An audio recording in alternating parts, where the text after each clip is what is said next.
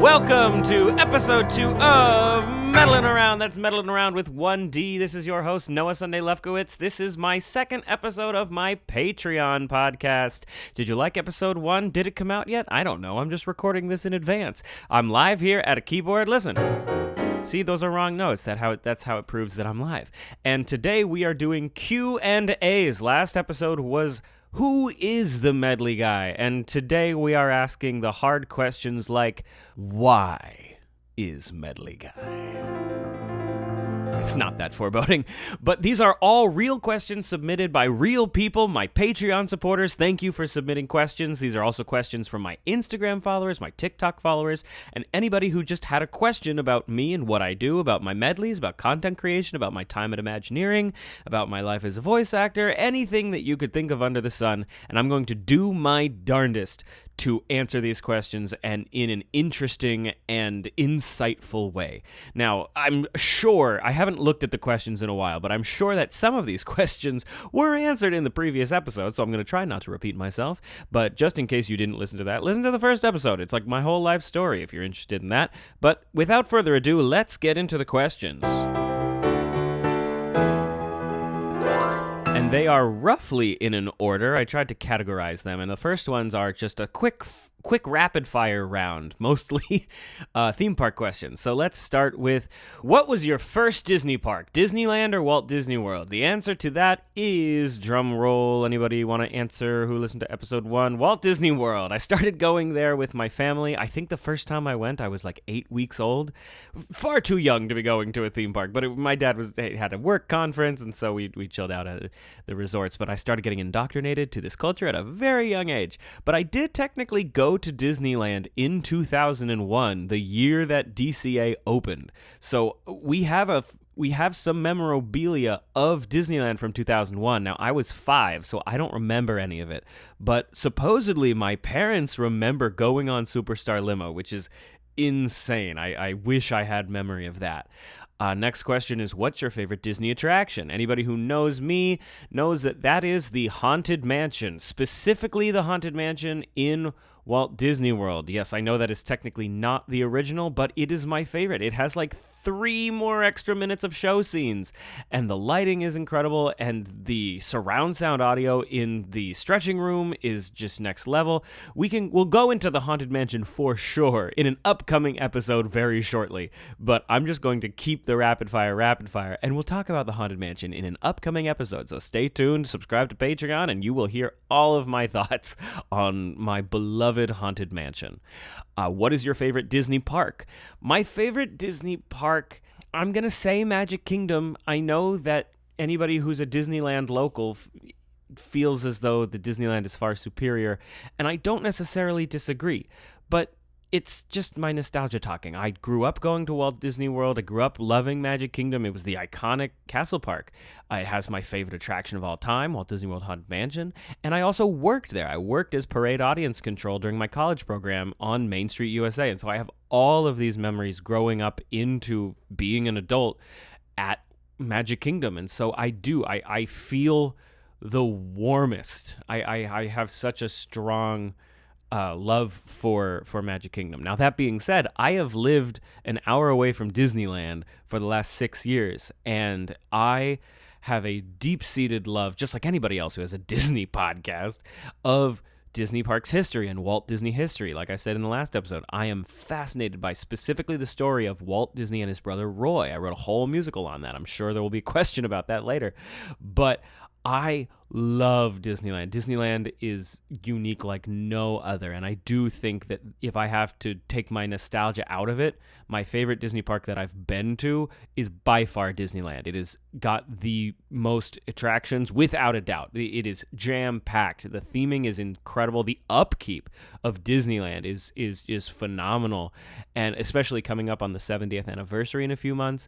And so I may love Magic Kingdom for my own nostalgia, but Disneyland is probably the most unique castle park experience. I'm not going to say unique park experience period, because Epcot is so weird.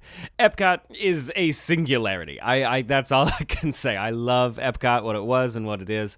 But yes, Magic Kingdom is my favorite counting nostalgia, Disneyland is my favorite a bit more objectively. Next question is, what is your favorite Disney parade? I'm pulling back on nostalgia, but I loved SpectroMagic. I grew up seeing SpectroMagic.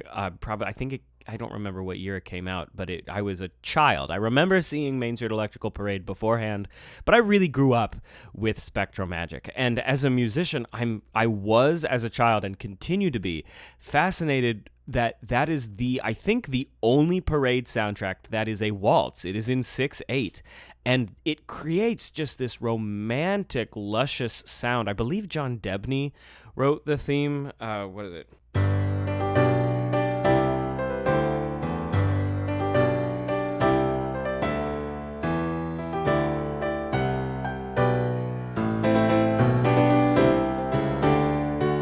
Love that theme. It's just beautiful. On this magic night.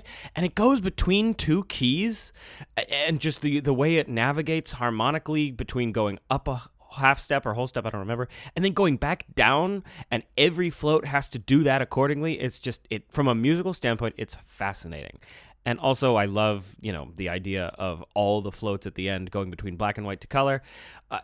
It's a phenomenal parade. My favorite current parade, I love Magic Happens. It's great. I really do. I'm excited for Paint the Night to come back, the spiritual successor to Main Street Electrical Parade. So that's fun. I'm all for it. Listen, any live entertainment in a park is good live entertainment in my book. Next question is, what's your favorite Disney restaurant? For the longest time, when I first moved out to California, I loved getting the veggie gumbo in a bread bowl in New Orleans Square. I'm a vegetarian, and that was just so hearty. You eat the whole bowl. You know how bread bowls work. It's great. If I had to think of a sit-down restaurant, most of the food that you eat in Disneyland is counter service. It's actually very interesting how different Walt Disney World and Disneyland are in that respect. I think in Walt Disney World, you are so focused on sit-down restaurants, and there are so many of them, so many high-quality ones, and so much variety. In Disneyland, you can say the exact same thing about the counter service, about the quick service. So if I was to think about Walt Disney World, my mom loves Tony's. You know what I really loved? And I promise that I'm talking about the food just as much as the entertainment. I loved the food at Hoop-de-Doo.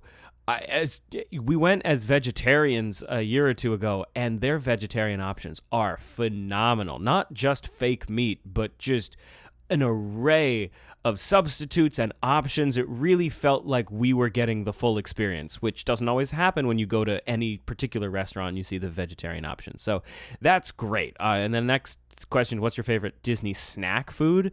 I love smelling the popcorn. I love the smell of the popcorn. Do I get the popcorn? Not really, but I love the smell of it. I would say my favorite Disney snack food that I get the most often is the Ghirardelli warm chocolate chip cookie in DCA. And I know that's technically third party, but it's in the park, so it counts. Somebody asked, what's your favorite Disney resort? That, without a doubt, is the Polynesian Village Resort in Walt Disney World. It is so 70s. It's so warm-toned. I love the Polynesian. We'll talk about it in detail in a separate episode, but coming up at a close second is the Wilderness Lodge. I grew up going to a lake all the time, and it's just it's the Wilderness Lodge. I got wilderness vibes. I will not break it down in detail, but those are my favorite two resorts. I'm trying to get through these questions fast. We got a lot to get through. What is your favorite BGM loop, background music loop? I promise it's not just because I worked there, but I love the Main Street loop. I love the turn-of-the-century music, the music from Oklahoma, Hello Dolly, Guys and Dolls. It's the perfect combination of a 1920s ha-cha-cha sound and my musical theater background.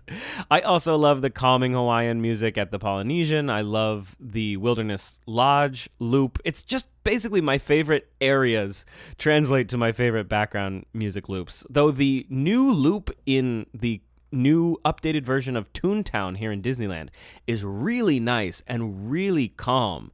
It's like cartoon lo-fi. It's a weird way of describing it. It's much more exuberant than lo-fi, but in comparison to what was there before, it's really calm and really nice. And speaking of music, the next question is, what is the first theme song / Disney song you learned to cover? I'm assuming this means theme park song. I don't really remember my first Disney theme park. Actually, you know what? I take that back. I remember when I was trying out a bunch of different piano teachers before I landed on the person who I eventually ended up going with. I talked about a bunch in the previous episode. I remember asking somebody maybe age 10 to learn the soundtrack to the electrical water pageant in Walt Disney World. And I remember, I think I learned some of it, and I was trying to, prove myself. And it's, when you listen to it, I learned this last time I saw it, it's truly just one person playing a synthesizer. Like, there's not an arrangement of multiple instruments. It's just...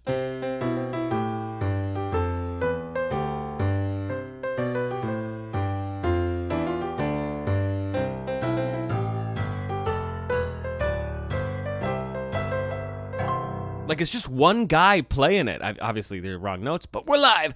I enjoy having the piano. Do you like having the piano here live? I think it adds something. I don't know. I'm trying to give you value. But I remember asking to learn that, and the guy was like, "Oh, you're not going to learn anything that complicated." And I'm like, I can already play it. So I remember learning that, and then I also remember learning when I eventually settled on a piano teacher that I loved, and I ended up loving this man. I remember asking to learn On the Open Road from a Goofy movie. And of course, no sheet music of that exists publicly, I don't think, at least not in the infancy of the internet back in the early 2000s. And so we watched the movie and we would transcribe it. I talked a lot in the last episode about transcribing music, and I remember doing that with a Goofy movie, and that sort of opened my eyes into the multiple ways to learn music. The next question. What's your favorite ride when you were little? Well, I said the Haunted Mansion, and the Haunted Mansion was my favorite probably from when I was 10 or 11. But before that, probably the Barnstormer. And not just because it was like baby's first roller coaster, but I loved the color of Goofy's farm. I loved the bright oranges, the bright greens, the bright reds. Everything was just so vibrant. And I remember just loving that stimuli as a kid. So the Barnstormer, and then eventually the Walt Disney World Haunted Mansion took its place. Here's another great question. What is your favorite themed concrete at a Disney park? Well, my brain automatically goes to Animal Kingdom because I feel like that has the most. But honestly, having grown up in Walt Disney World and having previously professed my love for Magic Kingdom, I'm going to say that my favorite themed ground at a Disney park is Disneyland's Main Street. And the reason I say that is because in Walt Disney World, in Magic Kingdom, Main Street, the center of Main Street is black cement or concrete or whatever you want to call it. And the sidewalks are red, and they're red to signify the red carpet because all of Main Street is a movie metaphor, but they're also red to give the impression of bricks, in a small hometown. Now, when I came to Disneyland for the first time as a conscious human, not counting the one time in 2001, I saw that they actually had real bricks on the Disneyland Main Street sidewalks. And that blew my mind because I had only grown up with an abstraction of this is supposed to be reminiscent of bricks. And so honestly, I think growing up in Walt Disney World, the fact that Disneyland has real bricks, I thought was just next level and leaves it. You don't have to interpret it because it's right there. For what it's worth. I think that's fun. And then the last question in the lightning round category is, what is your favorite nighttime spectacular soundtrack? Now, that is specific because it's soundtrack, because nighttime spectacular, I would say Happily Ever After.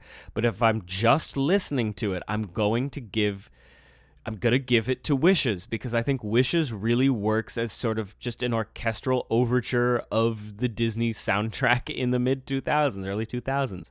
I think it works so well. It's very instrumental based. Is there any singing in Wishes? I don't remember. Let me know in the comments. But I love the soundtrack to Wishes, and that's my answer for that. The category we're going into now is Medley questions. I am known round these parts as the Medley guy, so we're going to answer some Medley questions. First question, medley question, is what is your favorite medley you've written and why? Well, I have over 26 at this point, which is insane to think that something I did on a whim has become a full-on brand.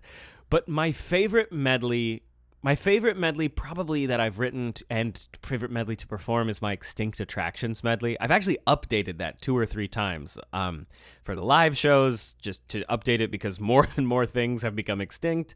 I just love all those old songs, all those Sherman Brothers songs. I mean, the Sherman Brothers write in that just a lot of Ad Six, a lot of oompa, a lot of rah rah John Philip Sousa sound, Miracles from Molecules. I love, just all of these songs, and then all the Epcot songs from the 80s, the George Wilkins songs. I mean, these songs are treasures. Universe of Energy had 2 songs. Can you imagine an attraction with 2 different original songs? Magic Journeys is so haunting. Can you imagine an attraction with such a haunting song nowadays? Like, it's just... there's such a large catalog of Extinct Attraction songs. So I think the Extinct Attraction songs medley will forever be my favorite. And I love performing it because everybody gets to cheer their favorite lost song. And there's nothing cooler than having a live reaction to something you're playing. And I will play this until the cows come home. I will keep adding to it as things disappear into the night. I will have to add... we're pollinators.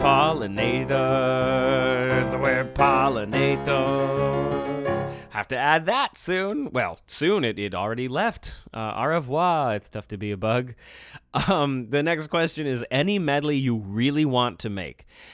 Well, that question depends on when you ask me because, 2 years ago I would have said Extinct Attraction medley. Last year I would have said Muppet Christmas Carol medley. Right now, so let me take a step back and say I always love making obscure medleys or medleys that specifically are tailored to my own interests because they're very niche and very deep dive. And so right now, the medley that I've wanted to do for a while that I haven't yet is a medley of specifically songs from the direct-to-video sequels from the 2000s. I think that would be so niche, and the people who would love it. And I'm sure if you're listening to this, you'd probably get a kick out of that. Aladdin 2, Cinderella 3, Hunchback 2, Pocahontas 2, 102 Dalmatians. There's some great songs in it. The Tigger movie, come on. Round and Round My Family Tree is great, and that's written by Richard Sherman. I mean, talk about like obscure songs that did exist, because there are obscure songs that are cut, from like Mary Poppins or Bedknobs and Broomsticks and stuff. But in terms of things that are actually released, Tigger movie is pretty obscure, but bum bum bum, round. Oh gosh, what key? Round round ba bum bum. Round, round my family tree, they look like them and they look like me. Round, round my family tree, it's a happy family. Oh my God, the Tigger movie. We should have an episode just talking about direct-to-video sequels because that would be fun. Next question is, how do you come up with medley topics? Well, I sort of just touched on that. Is I really just focus on what I'm interested in. I've seen so many people do medleys. I am far from the first one to ever write a medley. I never have ever claimed that, nor will ever claim that. But I've seen so many princess medleys or villains medleys or hero medleys or anything. These things have been done, and they're fantastic. I could, in theory, do that. But I really wanted to fill the void for us Disney park nerds, the geeks who listened to the Disney classics, albums in the 90s, the Disney Parks albums in the 2000s. I really wanted to write something specifically for my level of brain rot. And so I've tried to come up with topics that interest me. Even when I did something like the Disney Channel original movies medley or Disney Channel theme songs medley, I really only arranged the songs that I remember from the shows that I remember watching. Around 2011, it sort of just drops off if you watch those. There are comments being like, there's so much great music after this, and I'm sure there is, but I didn't grow up with that. And at the end of the day, I want to make stuff that I would really enjoy. And so I pull from my the dark recesses of my own brain. And so if I'm coming up with medley topics, it's really the only litmus test is, would I listen to this? Am I fascinated by this? Because again, I've been doing it for 3 years. I can't do something that's disingenuous at this point. I have to be fascinated with it. So any niche, obscure, weird thing, like I'd love to do a specifically Disney Cruise Line medley, songs that are unique to the cruise line. I think that'd be really fun. How do you write your medleys / how long does it take to write a medley? Well, I've certainly had 3 years of practice, so I've gotten it down to a science. But however long it takes, it's this process that I will lay out for you now. I will usually come up with a topic that interests me, like I said, and because I'm interested, I'll usually do an embarrassingly little amount of research, and I'll write down a list of songs that can fit comfortably into this topic, and then I will go through and do some research and essentially just copy and paste the lyrics to every song in a document, and then I will go through and see which songs fit well together, which are in similar keys, which genres are similar, are they in similar time signatures, are the singer's point of view similar, any similarities that I can find between songs, because it always takes, if I'm switching between like a waltz and like a rock song, like those are very different, so I have to come up with ways to navigate through from one another, and that's really the most fun and challenging part, is to put them in the correct order. Like I mentioned the Sherman Brothers recently, a lot of the Sherman Brothers songs are in very similar styles, so they flow very easily together. So if I'm doing some sort of Disney Parks medley, I will usually put a bunch of Sherman Brothers songs together because those flow just so nicely. And then maybe I'll find 1 or 2 moments in the medley to do a hard turn that is just a 180 from like a big bombastic song to a really calm, quiet song. And that's usually just to keep audience interest. But writing the transitions is really fun. And so I learn all these songs. I usually listen. Once I have the lyrics pasted, I will listen to them and just by ear transcribe the chords. If I'm having a hard time, I'll usually look up sheet music. I have a big collection of Disney sheet music, so maybe I'll look to that. But I can usually do most of it by ear, and that's from years of ear training. I talked about that in the previous episode. And after I write down the chords, I usually transpose a lot of the songs just to make flowing between keys really easily, make sure these keys talk to each other. They're neighboring keys like C and G and D or something like that, or A flat and E flat and B flat. Just something with similar sharps, flats, things like that. I don't know how in-depth I want to get. I can get in-depth. It's my podcast. I don't know. You're here for a reason, right? Let me know if you want me to go in-depth, do a whole episode just on the creation of medleys. But I usually write down the chords. I'll usually adjust songs, move them around, record a version, and then listen and see where am I bored? Where can I take a piece out? Sometimes I don't want to just do the chorus of every single song, so I'll usually do like 2 verses and then a chorus. But it'll be a verse of song number 1, a verse of song number 2, and a chorus of song number 3. So it's a lot of picking and choosing to make a whole. So just like any other creative process, sometimes you have to kill some loved ones. If you have a section that you just love the chorus of this song, but you have like 3 choruses in a row, you might have to remove that 3rd chorus because, it feels too much the same. Yeah, I'm trying to create a sense of variety and renewed interest. Social media is a very rapid engagement level, so you try to keep people's engagement as quick as you can, which is why the medleys are very rapid fire, and I will usually extend them when I'm playing them live because I got you in the seat. I can make these songs each as long as they want. But after I write them down, I'll usually then record the piano. I'll record the piano and vocals separately, and then I will listen to the track and film it, and with the final track in my headphones, so that I can really just focus on the visual performance. And then I will edit it all together in iMovie because I'm just like you. And then I'll post it and hope it does well. I have gotten it down to where I can usually go from inception to posting a medley in about 4 days. It's usually 1 to 2 days of writing it, maybe a day of rehearsal, then a day of recording the piano, a day of recording the vocals, editing that night, filming it the next day, and then editing it that night. I think that was more like 5. But I can get it down to under a week, whereas in the beginning it used to be 2 to 3 weeks. It was just, I've gotten to the point where I can streamline it because this is what I do. So yeah, if you want to know more about the medleys, please comment and let me know. Ask me questions specifically about the medley creation process, because I think that there's a lot to talk about there, and I've done it so much that I would love to know what you're interested in. The next question is, do you have sheet music for your medleys, or how do you have the sheet music for all these obscure songs?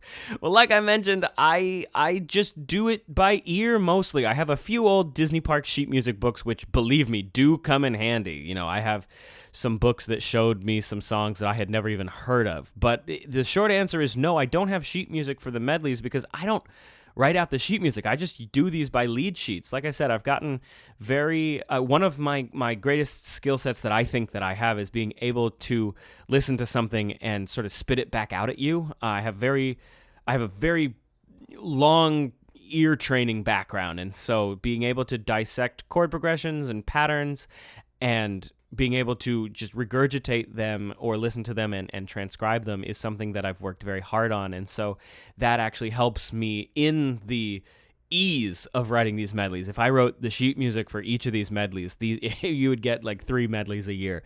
Writing sheet music is a very time-sensitive process. Even in the age of MIDI keyboards and everything like that, it's still a very long and slow process, which I do occasionally, but unfortunately, no, there is not sheet music yet because I don't write it for when I use it.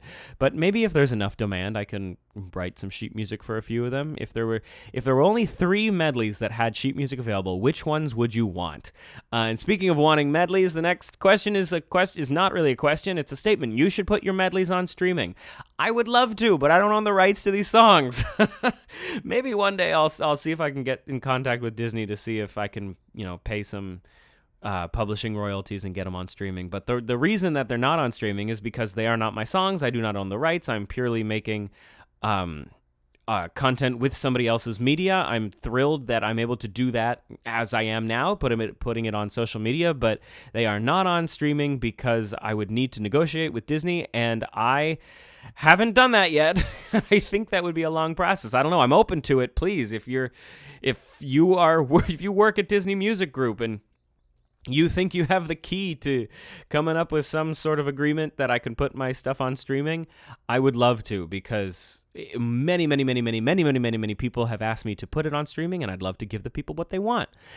The next question is, how did you learn to write medleys? I sort of have touched on that with my piano teacher and sort of the ear training, but that's essentially it. Is as you learn more and more of how songs are put together, you learn similarities between songs. And as you start to learn similarities, and as you're noodling around at a piano, you realize that, oh, this song just sounds like this song. And if I do this a little different, I can transition from one song to another. One of the first ones I remember doing is I transitioned from, it was in 8th grade, and I transitioned from Country Roads by John Denver to Mrs. Robinson by Simon and Garfunkel. And I just remember doing Country Roads, take me home to a place where I belong, West Virginia, Mountain Mama, take me home, country roads, God bless you please, Mrs. Robinson, Jesus loves you more than you know, whoa, whoa, whoa. And so, like I said, that's an example of the songs both just kind of do this. And so if you just go between one of them and start doing the chord progression from the other one, it just sort of melds simpler than you'd think. A lot of this stuff I say is simpler than you think, but maybe that's just because I've been doing it my whole life. What original song are you most proud of? Well, that's a great question because I love writing original songs. I am really proud of a few. I'll rattle them off real quick. There's a song I wrote with my old writing partner, Emma, called King of the Tides, and that is a pirate sea shanty sort of inspired by the Pirates of the Caribbean soundtracks by Hans Zimmer and team. And I worked with an orchestrator, a lovely and talented orchestrator, Harrison Ingemarson, and had the incredibly talented Alan Mendez sing on that track. And it's really, really good. And it never sort of got its love on the internet. It was really before I had a TikTok, I think. It was right before I had a TikTok, I made this song.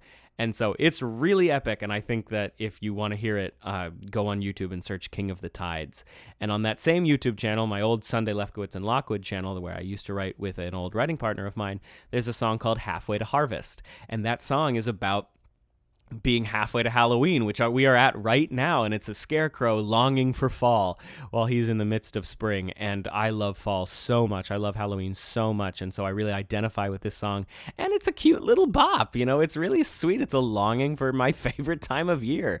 And again, I've posted that online, and it never really has taken off because who is prepping to hear Halloween content in late April, early May? But I love that song. And I'm also going to plug my newest song coming out. I don't know, maybe it'll be out by this point, but I have my very first song coming out on streaming called When Push Comes to Shove. It is a love ballad to an obscure piece of Disney Parks history that is no longer in the parks, and I am so proud of this song. There's a full music video either coming out or did come out, depending on when I release this, and I just listened to it on streaming. It's my first single available on streaming. It's a full music video. It's my first music video produced with a whole production team, and I'm really proud of it. So you should go listen to it, have a laugh, and be like, wow, this is really good. And then the final question in this music section is, what is a song you wrote that not enough people know about? Well, I sort of already just talked about that with King of the Tides and Halfway to Harvest. But if I was to add any other songs, both of those songs were written by me and Emma Lockwood. If I had to choose a song that was just written by me alone, I don't know. I've been very fortunate that a lot of my original songs have done well on the internet. I love my People Mover songs. So, and I have a fear of reposting stuff on the internet. I don't like being a reposter. And so if you look through my page, I seem to be fairly consistent about that. But I really want more people to hear these attraction songs because I've written a bunch of original songs for attractions that don't have songs. And my People Mover one I'm just thrilled about because I love imitating the Sherman Brothers. So sure, let's say Move Towards the Future by Noah Sunday-Lefkowitz in the style of the Sherman Brothers, written for the People Mover. We're on to a new section. This is the voiceover section. Hey, it's the voiceover section. This question is very simple. How did you get into voice acting? Well, I have been acting all of my life. I've been acting like a fool my whole life. I was just always a mimic. I feel like the same story of voice actors gets told time and time again, is that as a child, you just always were imitating people and imitating characters you watched on TV and in movies, and you would just sort of get the same way you would get songs stuck in your head, you would get phrases stuck in your head. It's almost like, something scratches your brain in the right way, and you just repeat it. It was just a stimulus that it was quite literally, the kids call it a stim phrase. You would just repeat it over and over until you sounded like it. And for me, I just loved the sound of Donald Duck's voice. It was so fascinating. And so Donald Duck was the one I learned to imitate first. And you just start making voices and you start doing good impressions and bad impressions, and that's sort of how I became interested in voice acting. How it became like a career, that's just networking and meeting friends and fellow voice actors and getting advice and making a reel. I'm sure we'll go into that at some point on another episode. Next question is, if you could do a voiceover for any Disney attraction, what would it be and why? Well, I actually am a voice in a Disney attraction. Ha ha ha! I am incredibly honored to be the voice of the pre-show doors in the new Peter Pan adventure attraction in Fantasy Springs in Tokyo. They were looking for a voice of a quote-unquote adult lost boy, so somebody who has a youthful energy but still be able to give instruction out of story, and I ended up being cast, and I came in, and I recorded one line. I recorded it 8 times. They chose take 7, and for the rest of my life, I will be playing in Tokyo, and anybody who goes through that ride will hear, "Please stand clear of the doors as they'll open toward you." That's me. If the question is more so any other Disney attraction, obviously I would love to be a part of the Haunted Mansion, but I'm not vain enough to just say I want to be in it, because I would not want to add anything to the Haunted Mansion unless it feels like an objective improvement or win, and I'm not exactly sure where my voice would fit into that. But if I could live in an attraction, that would be that. And the next question is, how did you get into voiceover? I would like to try that. Well, I do, since this question has now been asked more than once, I do want to talk about voiceover reels, because a lot of people have a very fantastical idea of what voiceover is, and a lot of people do, with very pure intent, say they want to get into voiceover.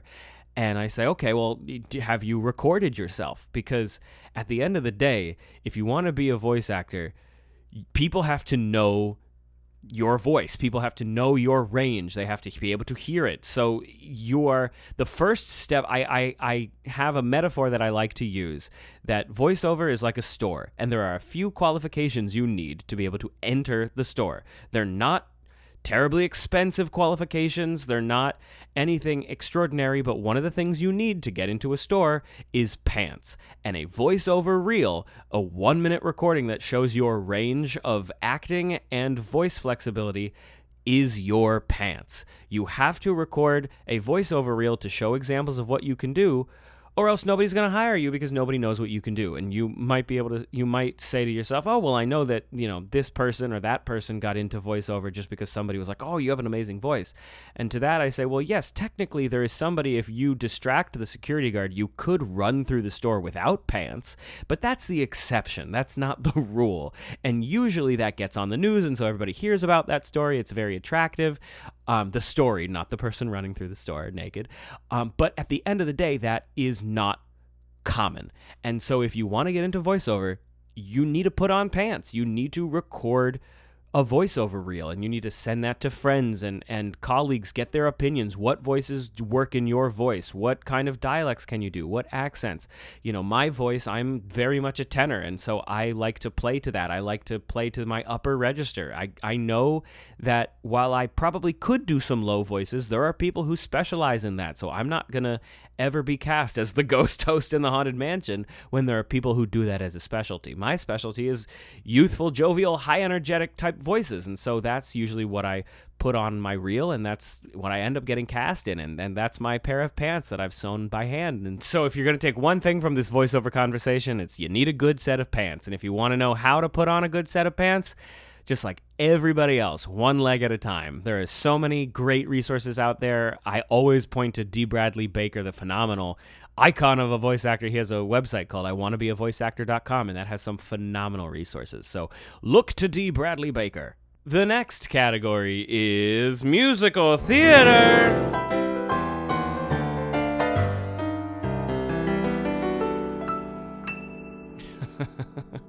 All right, let's talk about musical theater. The first question is, what did you major in? I majored in music and theater. You may have realized I said music and theater. Yes, my school technically did not have a musical theater degree. It had a music degree and a theater degree, so I double majored. The next question says, you should do musical theater. I do. I don't do it as much, but I would like to get back into it. I started doing TikTok because of the global pandemic. We were all inside, and I've recorded more than I've performed live recently, but that's one of the reasons I've started doing live shows, is because I want to get back on stage. But I would love to get back on stage in shows as well as just doing my own thing, because it is just, it's such a love and a passion of mine. Well, the next question, what are your dream roles? Seymour from Little Shop of Horrors. I think if there's any role that I think I could probably do with ease right now, it would be Seymour. Also Crutchy from Newsies. Toby from Sweeney Todd. My dream role is Sweeney from Sweeney Todd, but like I said earlier, I'm a tenor, so let's wait another 30 years and see where that happens.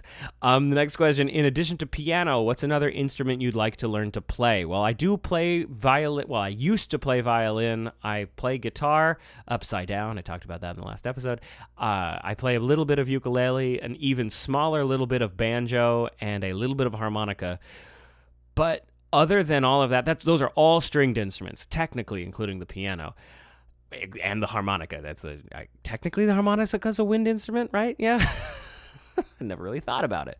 I would love to play the saxophone. It's just so out of what I usually do, and it's so it's so sexy. I love the saxophone. So maybe I have no idea how to play a reed instrument. That's a whole different universe. So maybe one day I'll be able to woo audiences with my tenor saxophone skills.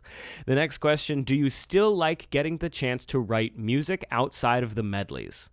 A resounding yes. I am so grateful for the medleys that have built me an audience, and I love doing them. I love how hyper niche and specific they are. But at the end of the day, I am a writer. I am a composer, much more than I ever consider myself an arranger. So I love getting the opportunity to write music. I love writing my own music. I love being hired to write music. If you need music, hire me. I love writing musicals. I love writing jingles. I love writing original songs.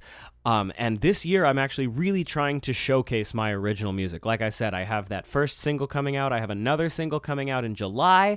I have another single coming out in the fall. And then I think I have a full album of my original attraction songs slated to come out in either the fall or winter. And that's all because I really want to show off my original music. I love writing music in styles. I love pastiching or parodying other genres. I love writing for musical theater. I love writing theme songs. I love doing all of it. It's a passion of mine. I love doing the medleys, but I love really getting to express my own thoughts and emotions in music. I especially love musical theater, being able to do it through a character and process a situation through a character, which goes right into this next question. Any desire to write a musical? Well, I have written a few. The one I talked about in the last episode was my first musical I ever wrote, which was about the relationship between Walt Disney and Roy Disney, as seen from Roy Disney's perspective. I wrote that with my old writing partner, and we wrote it basically on consistently for 3 years, and I would love to take a look at that. And I would love to write a new one. I think I've gotten much more adept at my skills since college. I would certainly hope so. So I would love to keep writing musicals. I'm just sort of waiting for the right idea to strike. And so while I wait for the right idea to strike, let's move on to this next category. It's the last large category, and that is, shockingly, Walt Disney Imagineering.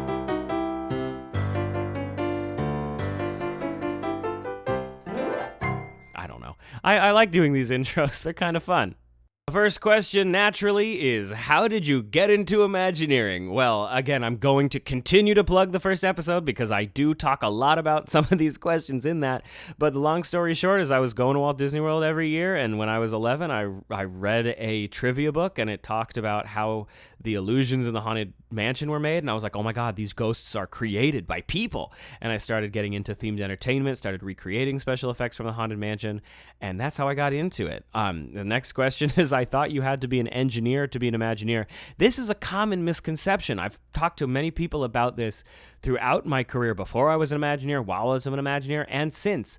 And a lot of people seem to think that you have to be an engineer to be an Imagineer, I assume, because, you think rides, you think engineering, but there's just as many artists and designers and script writers and musicians and story writers and any sort of artistic thing that you could think of. If you can do it somewhere, you can probably do it at Imagineering. For every engineer, for every left brain, there's a right brain.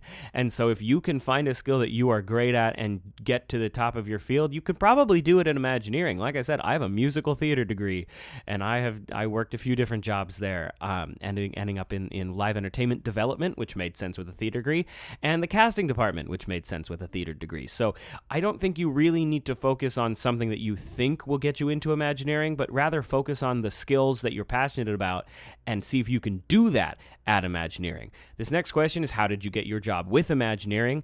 Long story short, if you want the long version, listen to the first episode. I did the Imaginations competition, and I got an internship through that. Next question is, what is the process of applying for WDI? Well, like I said, I sort of got a strange backdoor through getting internship interviews through the Imaginations competition. But if you search Disney Careers, if you go to DisneyCareers.com, there are applications. Just as there are applications to be a cast member, there are applications to be an Imagineer. And so just keep applying. People assume that it's some magical way of being only asked to go to Imagineering. No, you apply for it like any other job.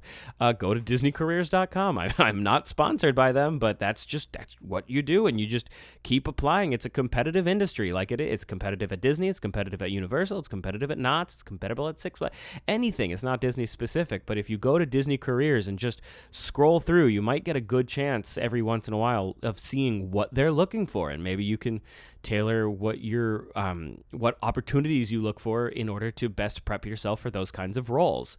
The next question is, knowing you worked on casting at WDI for a while, did you get to work on Galaxy's Edge at all? Yes, I did. I came in within a year before Galaxy's Edge opened, so a lot of work had been done beforehand, but I did get to work.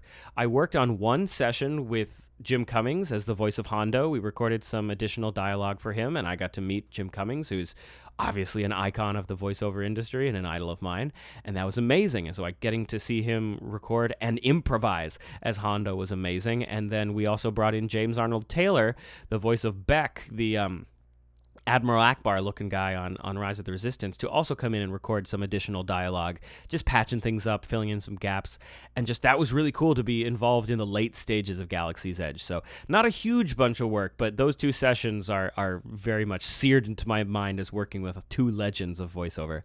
And then the next question is just about exactly that. Who's your favorite person you got to work with in casting? Well, honestly, the best person I got to work with is my boss, Brian Nevsky, the head of the casting department. He continues to be a very close friend of mine, incredible mentor, and just an overall great person. I can't sing his praises enough, but I'm assuming you're talking about an actor, and so my answer to that would be Corey Burton. He is my number one voiceover idol. I think I talked about him in the first episode, but I will rave about Corey anytime I'm asked to. I knew Corey not only from the read-alongs in the early 2000s, cassettes and CDs, but he's the ghost host in Haunted Mansion Holiday. I gave the whole list last time, but he was just so kind and down to earth and quiet, and when he learned, how big of a Disney history buff I was, he lit up, and we ended up talking for a good hour after the session. He was so generous with his time and interest. I really can't say enough great things about him. The next question is, what is your favorite project you worked on at WDI? Well, I cannot pick a favorite. One, because I don't think that would be good in corporate speak, but more importantly, because I really can't pick one. I worked on some things that have since gotten they are open to the public, some things that will never be seen because they got canceled. That's just the nature of the beast. And all of them. I mean, I worked on Pixar Pier. That was amazing. Runaway Railway. That was incredible.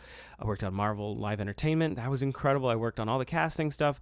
I can't pick a favorite, so I'm just going to move on. What was a day in your life like as an Imagineer, and what exactly did you do? Well, I started as a producer intern, ended up as a coordinator originally for Live Entertainment, and then eventually for casting. And luckily, my days were pretty varied, but I will say, just because I think, again, there is an assumption that Imagineers just sit in a room and dream up ideas all day. I'm sitting in my cubicle, I'm taking notes in meetings, lots of meetings, coordinating meetings, debriefing about meetings, and everybody has a very specific job. And so, especially as somebody who's new, a lot of what I was doing was learning how all these pieces fit together. And so I would encourage you, if you're interested in themed entertainment, don't only research the type of thing you want to do, but look up all of the different disciplines that you would have to work with. If you're a designer, you're going to have to work with architects, you're going to have to work with creative directors, you're going to have to work with producers and managers and money people and schedulers and all of these different things. And so learning about other people creates a much more healthy work environment. And then the last question in this section is, why did you leave WDI? And the simple answer to that is the COVID layoffs.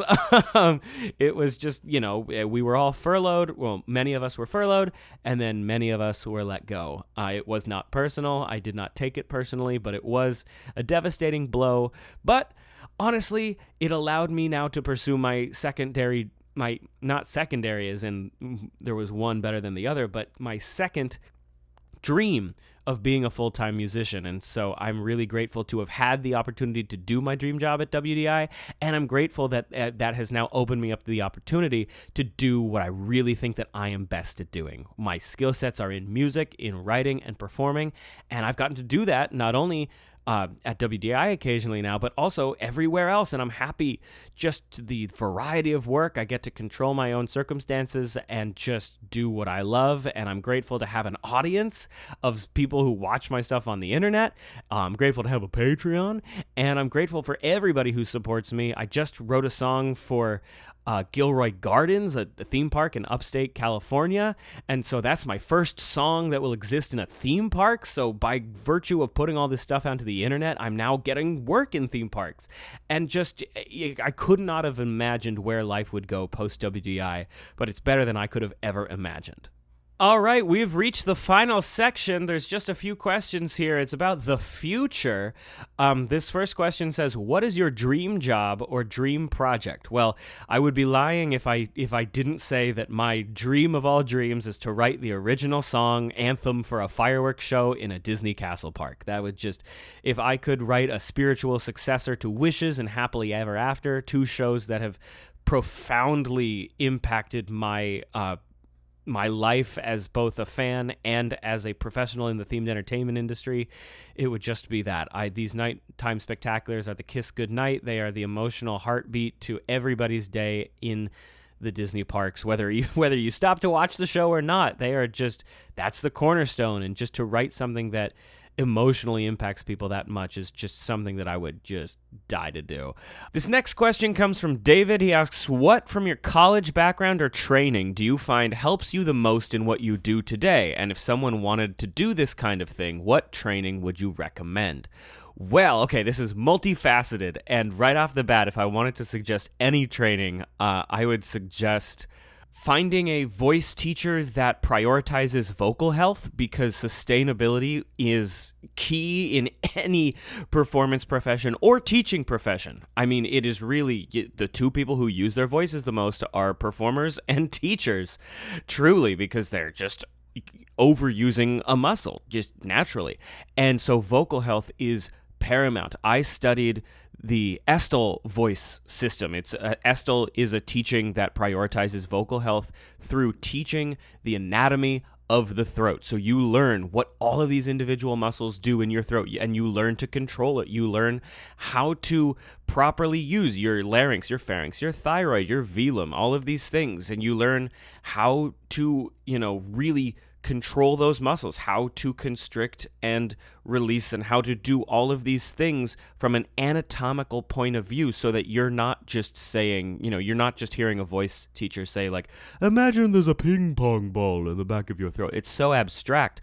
When you learn the anatomy, you learn how to use your muscles healthily and effectively, because like I said, singers naturally overuse your voice because we're not built to use it as much as we are. So it's all about preservation. It's all about health and being able to sustain a performance, being able to sustain things through weeks, months, years, through a lifetime. And so I would say I love and cherish my vocal health training. My teacher, Dr. Carrie Tellis, is not only an incredible voice teacher, but also a speech therapist. And that has profoundly impacted the way I record. But if you want me to zoom out and give advice, I would say that some of the best advice I've gotten is much broader than my specific theater training, but it's relevant to theater, content creation, even themed entertainment, any sort of professional setting. Is when you get to a certain point, whether you get into college or you get your first job, or by some incredible circumstance you end up at a dream job, whether that's Disney or Universal, whatever. Assume that everybody is operating at a very high level, and the two things that really help you and sustain good relationships are being kind and being a sponge. And those sound incredibly simple, but they are some of the most effective tools that I've seen used both with myself and with my friends and colleagues. First of all, being nice is a skill. Let me say that again. Being nice is a skill. If you're surrounded, whether in college or in a professional setting, by people who are just as good, if not better than you. The thing that will make you stand out is by being nice and courteous and giving people the time of day and really being genuinely interested in the people around you. People, I say this from the themed entertainment perspective, people can smell a ladder climber from a mile away.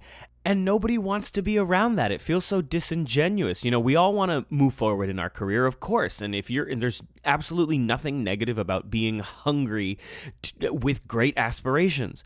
But you have to make sure that you are really valuing the people around you, not just as stepping stones to get to where you want to be, but as people that you will want to work with the rest of your life, people that you want to make friends with, because no career is achieved in a vacuum alone. You are going to be either lifted up or pushed down by the people around you, so you might as well make friends. It really is all you can do. So just always be wary of being ladder climbing, and just the thing that you can most do to combat that is be genuinely interested, and that goes into being a sponge. When I was at Imagineering, I got coffee with people almost every day because I just wanted to learn about the people around me. I wanted to learn about what the people I was in meetings with did.